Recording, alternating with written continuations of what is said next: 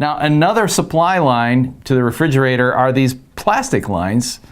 So sometimes those will make noise, as you can see, just by me rattling it here. Just all you need to do is tape it down, and that will also help prevent extra noise on the back of your refrigerator. So those are a couple of ideas that'll help solve some noise concerns from the back of your refrigerator. Remember to always refer to your use and care guide.